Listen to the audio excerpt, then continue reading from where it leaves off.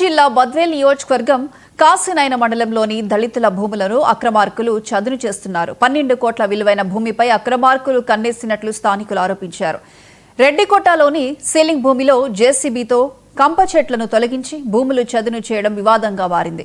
Survey number 2118 11.61 ఎకరాల భూమిని 8 మంది దళితులకు 85 సెంట్ల చొప్పున ప్రభుత్వం పట్టాలిచ్చింది.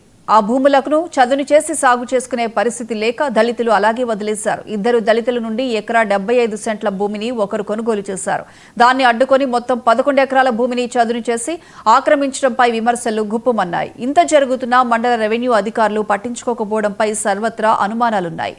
ఎవరు చదును చేసి ఆక్రమణలకు పాల్పడుతున్నారో తెలియడం లేదని పట్టా పొందిన దళితులు వాపోతున్నారు. మాజీ సర్పంచ్ని నేనే ఈ పట్టాలు కూడా వాళ్ళకి అనాథలకు తెచ్చి ఇవ్వడం జరిగింది. 84లో జరిగింది. తర్వాత వచ్చేసి వాళ్ళని చేసుకోమంటే వీళ్ళు కోర్టులో వేసినాము దిగేదానికి లేదని అభ్యంతరాలు పెట్టారు. అందుకు వాళ్ళు చేసుకోలేకపోయినారు.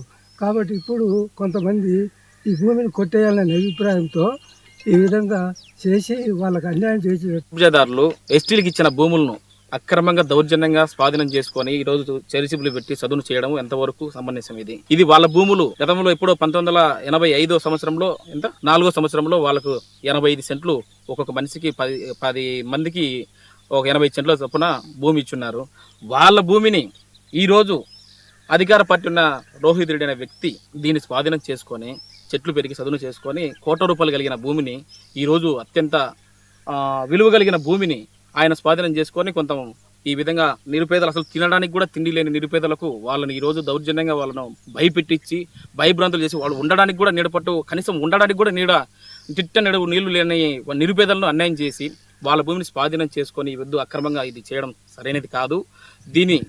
ఇది నిరుపేదలు ఎవరికైతే ఉన్నారో వాళ్ళు స్వాధీనం చేసి ఉన్నతమైన అధికారులు దీనికి తక్షణమే చర్యలు తీసుకొని వాళ్ళ భూమిని వాళ్ళకు ఒప్పజెప్పకపోతే మా పార్టీ తరఫున వ్యవసాయ కార్మిక సంఘం పార్టీ తరఫున మేము ఎంతవరకైనా కూడా దీన్ని ముందుకు తీసుకెళ్తాము, ధర్నాలు చేయడానికి సిద్ధపడతాము. దీనికి ఉన్నది వాళ్ళ భూమిని వాళ్ళకి ఒప్పజెప్పకపోతే కనుక ఇదే అసలు తీసుకొని వాళ్ళు ఇంకా ఏదైనా చేయడానికి కూడా ముందు పోయి చేసినా కూడా దాని మీద కఠినమైన చర్యలు తీసుకోవాలని చెప్పేసి తెలియజేస్తున్నాం. ఇది జరగ